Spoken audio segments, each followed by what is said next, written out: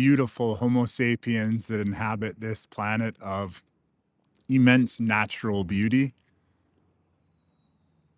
Thank you for joining me today. My name is Shawn, and you're joining me with Shawn's Thoughts, a podcast that I talk about whatever it is that comes into my mind. And actually, what I wanted to share with you today is perhaps an visual, if you bear with me and you listen past the few first seconds.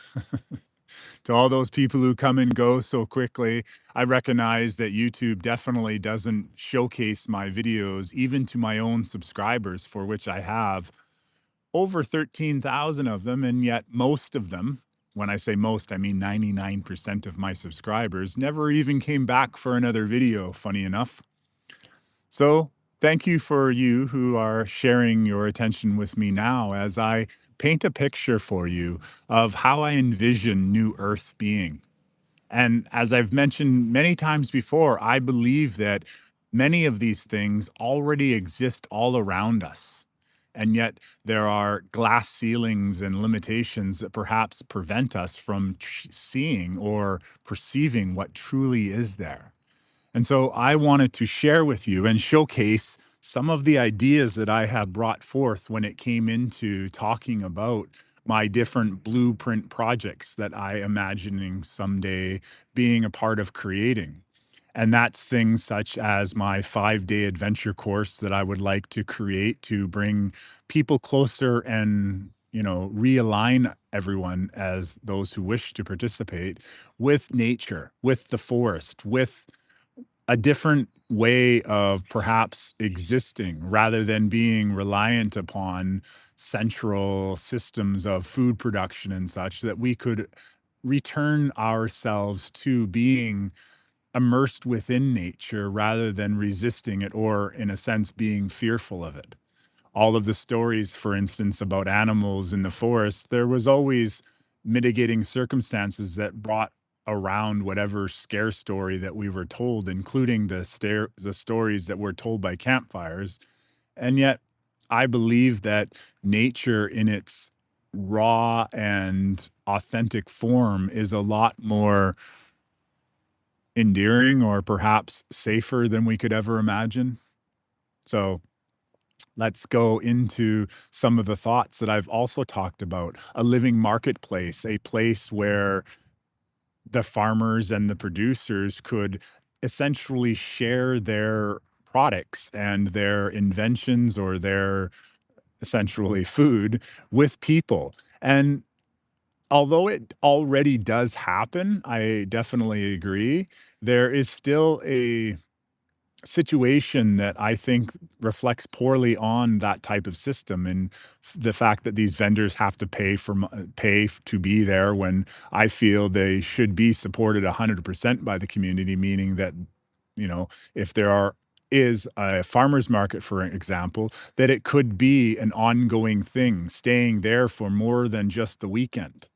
You know, I put up a video called The Living Marketplace where I imagined a whole system, and I'll perhaps put it in the video right here, or you can just go to my own YouTube channel and search for Living Marketplace. But I proposed the idea of an ongoing, consistent marketplace that was perhaps developed, like developing an area where you could, as a consumer and a producer, share and always rely on being able to find what you need there rather than having to wait for this whole big production of setting up stalls for only one Saturday. Like, we have a farmer's market here that essentially only a certain amount of time of the year is it available to support those vendors. Well, we live in a world where there's a whole year long, so having something that is yearly and always there would definitely be an amazing thing. I've also painted the idea of an exploratoriums, and is an idea that we could take existing buildings that perhaps are not being utilized efficiently, or perhaps they're ineffectively being used for the excessive amounts of insurance companies and nail salons and even whatever it is that we're looking at, fast food restaurants. And we could utilize all of these spaces to allow for education to thrive within the community. So I imagine and I foresee a great emergence of learning in a completely different fashion and learning amongst peers rather than learning with instructors and teachers and superintendents that are getting paid in order to organize things in a least effective way as possible. And so I imagine even our understanding of education and how we share knowledge and how we share information with one another considerably changing. And even in our movies, and I've seen this already happen, Hollywood has fallen. If you look into the movies being released, a lot of the movies are AI creations. The actors themselves are very young versions of themselves. And, we can say that we're using AI in order to, make people look younger. Yet, if you look closely and feel as I have, you can see or feel that these actors perhaps aren't even there. That the idea of deep fakes that we're learning about coming in through the news media and seeing all of these people in commercials and YouTube, TikTok videos and such that they're not there. Actually, I was able to witness this video of Tom Cruise talking, and then the guy turns off the filter and it's not Tom Cruise, that he was essentially able to pretend to be Tom Cruise just by a video filter, an AI tool. Me, myself, and I have actually had the opportunity to use AI with my own channel. And essentially, there's these things called reimagine a frame. So, what I'll do is I'll put in the frame and then I'll tell the AI on YouTube what I'd like to see. And they do an amazing job of recreating not only the video itself, but also adding in living beings like animals into the video. And you couldn't tell that they weren't real. I've had one done with squirrels. I made my turtles talk. I've added shrimps going down a island on these rafts, and I've done so many other creative things. And as long as I'm not infringing on copyrighted material, means like I have a video of Pikachu type of character and yet it's not Pikachu, so I called it Pikachu's second cousin. The AI has an amazing ability to recreate reality. And I foresee a definitely an emergence of utilizing AIs, but yet not relying on so heavily. So, anyways, I getting back into how I imagine AI, for instance, as part of New Earth, is being in alignment with this tool and utilizing it to the point that perhaps we no longer require dangerous jobs that humans used to get hurt by. And those could be as simple as going up a telephone pole or constructing a skyscraper or whatever it is that we could utilize and live in a world where we work along with the artificial intelligence that empowers our technology in order to essentially make life more freeing. And so I foresee a great emergence of even traveling, even being able to move people around the earth at a faster, quicker pace. I had the grace or the blessings of not driving, riding upon the bullet train in Japan. And this amazing train was able to go from one part of the country to the other part of the country within minutes. And they actually had these bullet train stations, they were connected to the normal train stations, meaning that you could transverse from, as I did, Tokyo to Hokkaido within a few hours and then hop on another train and go somewhere locally, that you could visit your friend in a completely different province in the same day. So I imagine as we free ourselves from these systems of controls that we have been essentially abused by, that we are going to open ourselves up to so much more possibility and potential. And with all that possibility and potential, I definitely encourage you to ignore any naysayer, whether it comes from a mainstream news outlet or even from the alternative news itself, Because to believe in possibility like a child, to have that ability to imagine and ponder and wonder what could be, is truly what powers our ability to create and manifest and co-create, essentially along with God, the world that we would prefer to live in. So one thing that we definitely will be doing is spending a lot more time in that space of creativity. And that's why another example of something that I brought into my own thought process would be to have creative healing centers. And these creative healing centers would be spaces where people could immerse themselves. And when I mean people, I mean adults, adults spending more time in that space of creativity. And I had this, and I've posted it, the idea of healing creative centers where we could perhaps, as adults, finger paint and, draw and sing and dance and not have a disclaimer or membership that was required or any sort of red tape to block that aspect of adult creativity. And so I believe that healing is important, of course, and being creative and exploring creativity plays a major role in the ability to heal. And so the more time that we spend in the possibilities of what could be, as opposed to the realities of what we've been programmed to believe is real, that we could therefore open our awareness up more so to what's actually happening. I just did a podcast a few hours ago and I was talking about suddenly I forgot what I was talking about. Oh yeah, the patterns. Being able to observe the patterns of control that the system and those political actors, and I use that word actor pretty heavily because politicians, they're all theatrical actors. They actually, in some cases, such as the guy from Ukraine, were hired directly out of a daytime soap opera. And we have other peoples that were hired out of a grade 5 school teacher, and he suddenly became, who he was.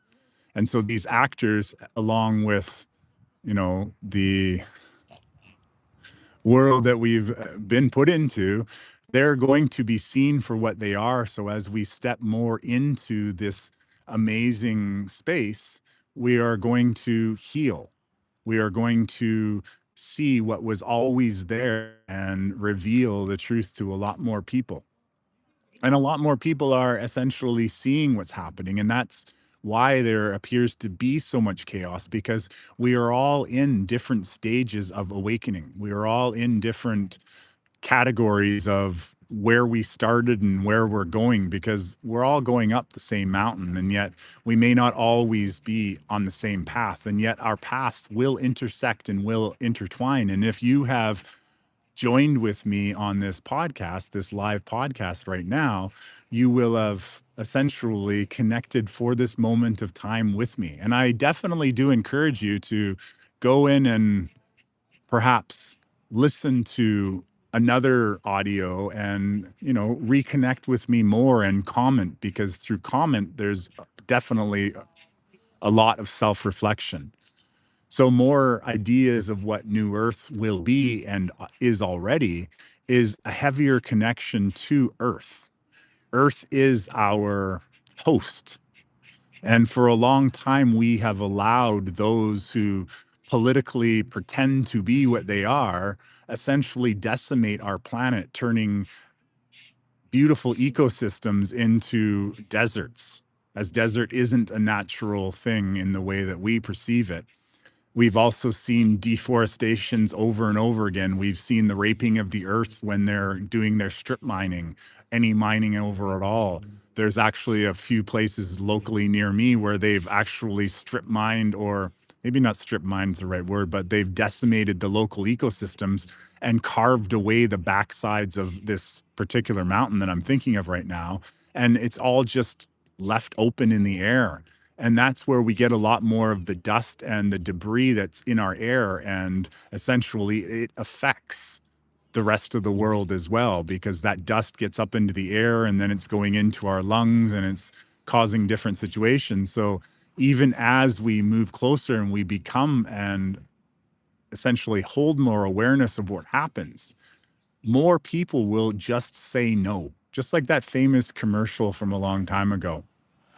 And when that happens, and when more people don't resist, but yet live with non-compliance and simply choose alternative methods of existing, that just like what's happened with the big box stores right now, is there is a lot more people in the world that are willing to go to the farm or willing to go to the farmer's market, or some people are actually turning away from corporations such as Amazon for delivering anything, and they're going back into, even though it's a little more expensive, to these homegrown type of situations.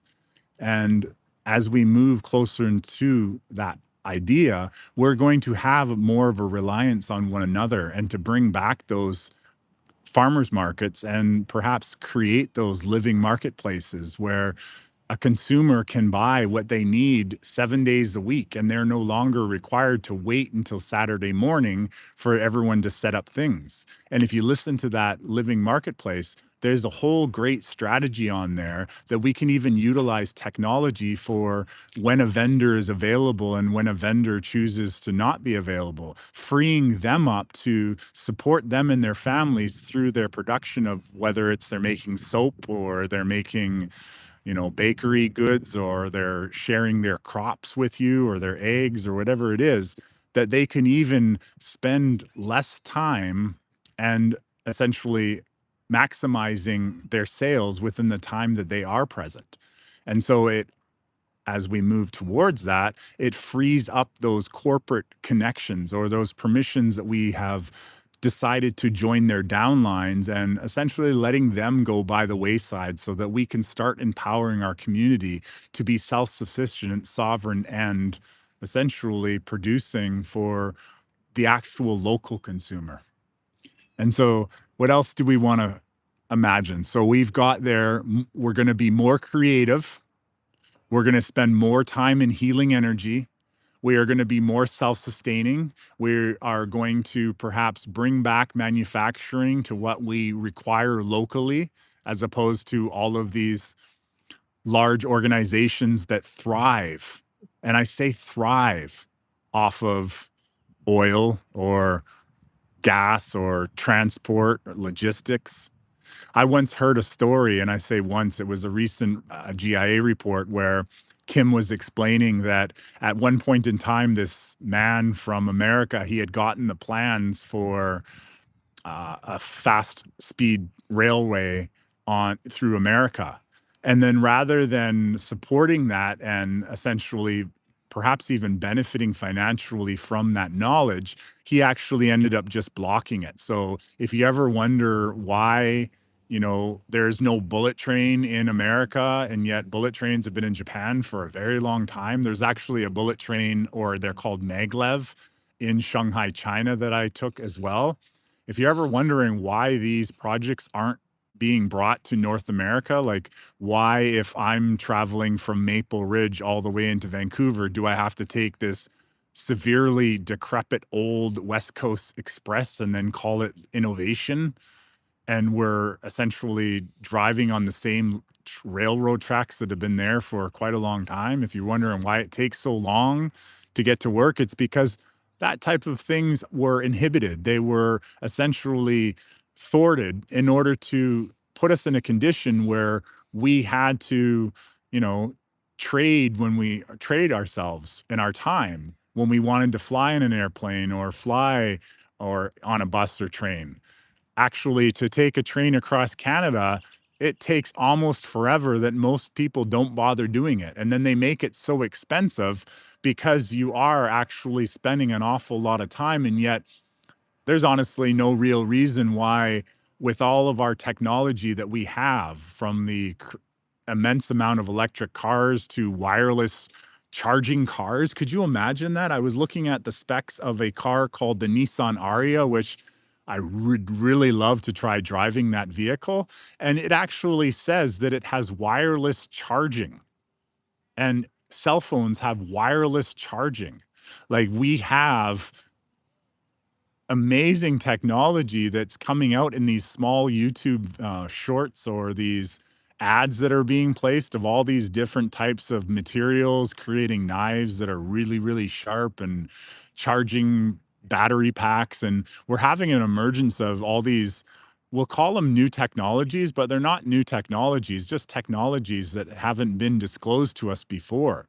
I once witnessed this talk given by this man named Emery Smith on Gaia. And he explained in a conference that when he was working with DARPA or with these organizations, that his version of an iPad, and he had said this was many years prior to him giving this lecture, was a thin piece of plastic which he rolled up and put in his backpack. That's what for him an iPad was. And even when you look at different technologies of cell phones and how they're getting thinner and thinner, they're showing screens now that are somewhat similar to that, and perhaps one or two generations away from releasing it. And yet technology has been slow dripped in order to create a marketing campaign where they could convince us to spend more of our money every year to rebuy the same product. Actually, when I was working at the Brick, and this is another thing that will definitely change, we were encouraged to sell these things called 5-year warranties. And even in these 5-year warranties, a lot of the things weren't necessarily covered. And there was a whole insurance issue around everything. And anyways, there would be a lot of profit gained by these warranties. And essentially, the products themselves were, from my understanding and my own research, made to last only a certain amount of time, where you were essentially required to rebuy. And we as salesperson almost got into the point, or at least I did, and I would honestly admit to the people that things weren't made the way they were used to. Well, what I didn't fully understand at the time was that things were actually made to break. And that's truly hard to understand. But when we condition or social program groups of people into, expecting things to happen, and we tell them over and over again, and then, oh, but if you buy this 5-year warranty, at least you have the peace of mind for 5 years. Well, we essentially created an environment where more and more as time goes by, more and more people are willing to accept it, all the way to the point where people would walk in sometimes and ask for the warranty. Like they wouldn't even ask about what the cost of the warranty is. But getting back into painting New Earth, well, I also see a environment or a civilization and a community that are going to be more in alignment with truth and with providing truth and sharing truth. And that's one of the things you could say that I do on this podcast is it's not that I'm sharing truth, and I shy away from calling anything truth, because until truth is realized and realized is manifesting within our reality, it's all still a theory or a working theory. And so even with the information that I share with you today, I by no means claim it as truth, because everything is perspective.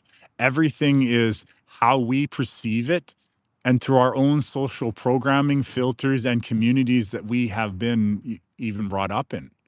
You can tell someone something, and if they don't understand the words you're using, for example, or they reject it based off of some internal program or hidden technology within the person, then they're not necessarily going to understand it.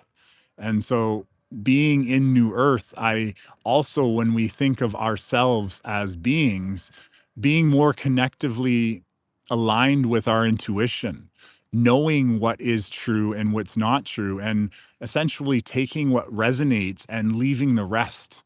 And that's what I often recommend when people are even listening, whether it's for 10 seconds or 20 minutes, however long it is. If I say something that resonates, you know, play with it. Play like thought games with it. What if?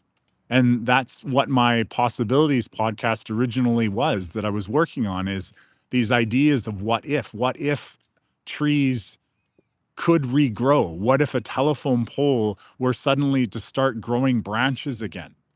I've talked about how there was this log one time in this national park that I was walking in, and this log had been cut down, and yet out of the log that was cut down, new branches were growing, and this thing had sat there for a couple years.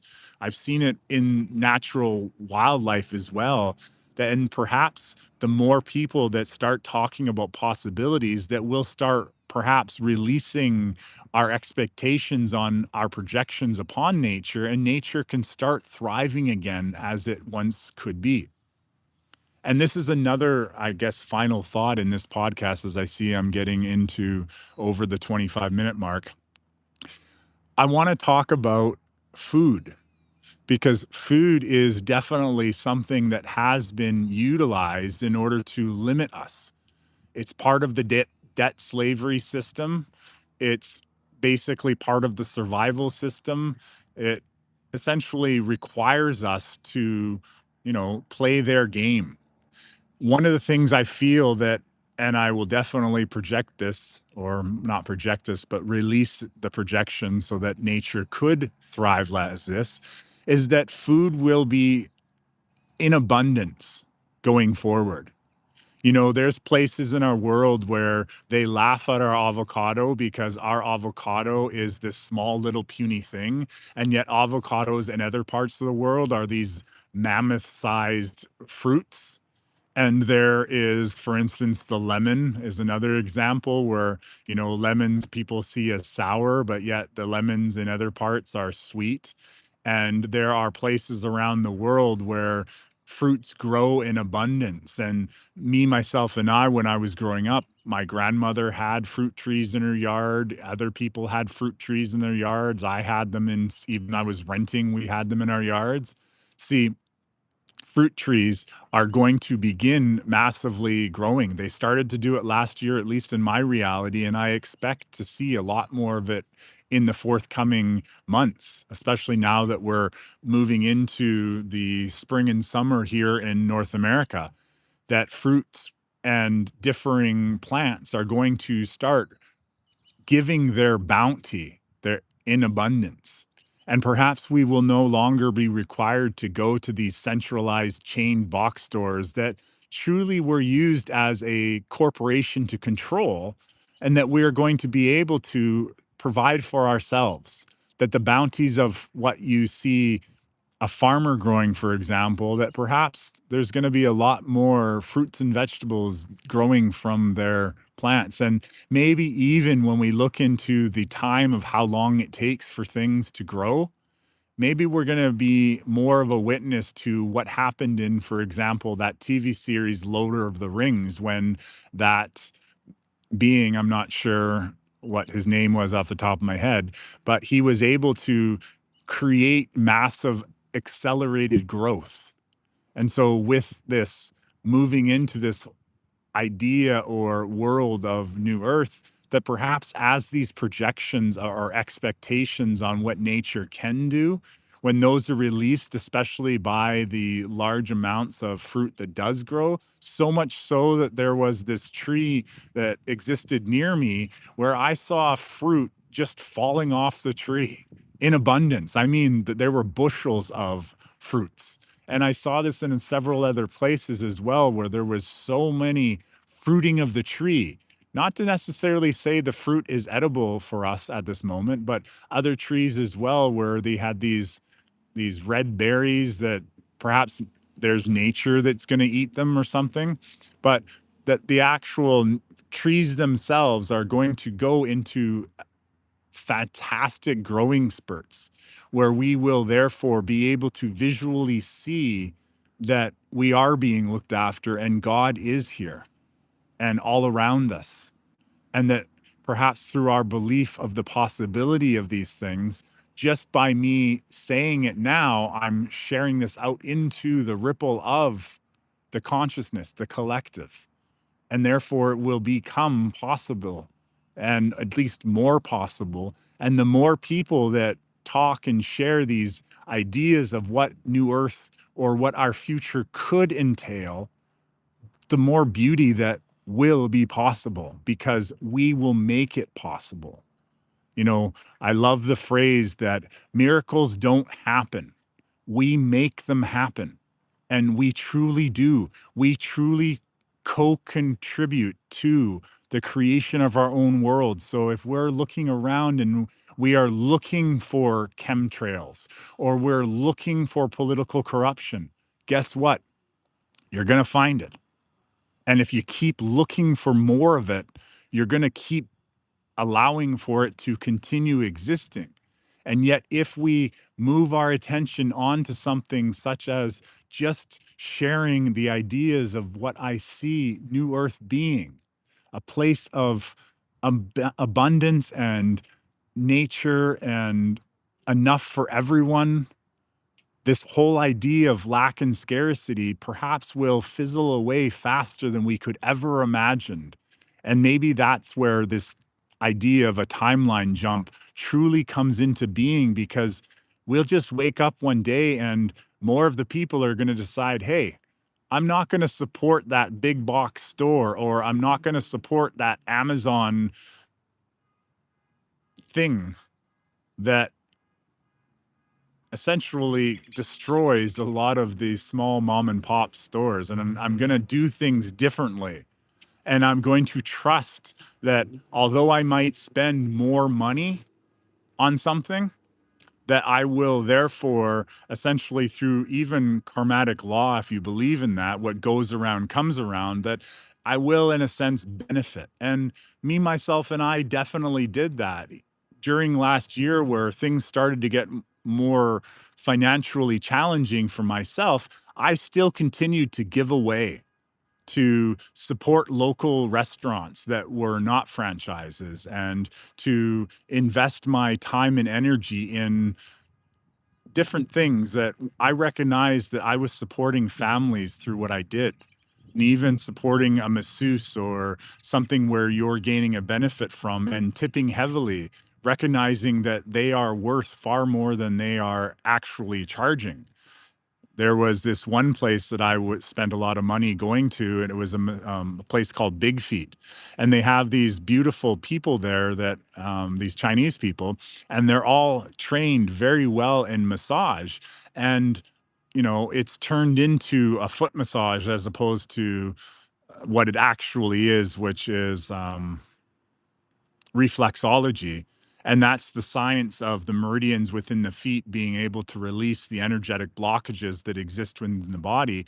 And yet, a lot of people just dumbed it down to the idea of foot massage, body massage, rather than acupuncture and reflexology, which are known, essentially proven modalities of healing.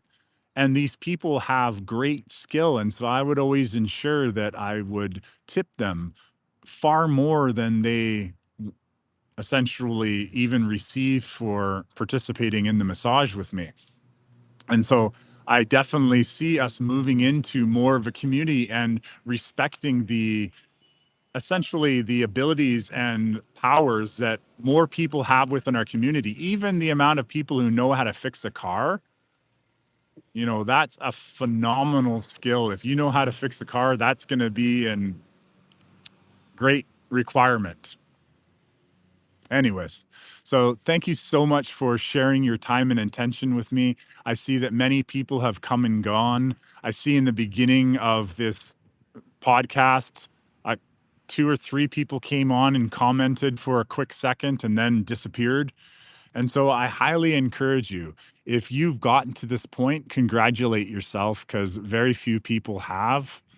And if and when these podcasts of mine move more into the mainstream of information sharing, congratulate yourself for getting to whatever point of your healing journey that you're on.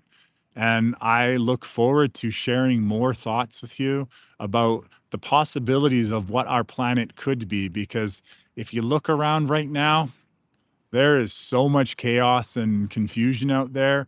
And yet, if you understand that most of it is actors and movie scripts and false narratives being played off as real, and fake CGI deepfakes and AI technology that's distorting truth, and not intentionally perhaps, but yet manipulated to a degree that there's a lot of confusion. And we're going to move into a space where people are going to awaken and reunify as we step forward into restoring our planet in the great restoration. Forget about this new world order crap that you hear about. Earth is in charge. God is in charge. Any human can't even do anything in order to stop that. So, Homo sapiens unite and Autobots roll out. Actually, I didn't say that properly in the tone. I've learned how to. Anyways, we'll worry about that later. Thank you so much for sharing this amazing journey with me. And thank you for sharing even these few brief thoughts that I've had. And I encourage you to meditate as much as you can as possible, clear your mind, and start creating. Create anything, dance, sing, run around, do more dancing, paint, throw paint on the wall, spray paint on the wall, whatever it is. Be creative, be joyful, express yourself in the highest enjoyable way that doesn't require alcohol or any type of substance in order to numb you down. If you have any sort of ailments, go and massage yourself. Stay in that beautiful space. Avoid movies that cause large amounts of stress. Like definitely movies nowadays, they're created to create an endless amount of stress. Avoid video games. Definitely avoid any type of argument or debate. If you believe what you believe and someone else doesn't, let them have their beliefs and you go and research more of what you want to believe in. So thank you so much for sharing your attention with me. And thank you to everyone who commented in the comments. And I see Anthony Parker saying something. Anthony, thank you for commenting. Perhaps I'll look over that later and get back to you. So enjoy the rest of your day and stay in the highest happiness that you can maintain at this point, regardless of what's happening outside. Look inward because God's in, not on the outside, and definitely not in any building. Have a wonderful day, and I love you.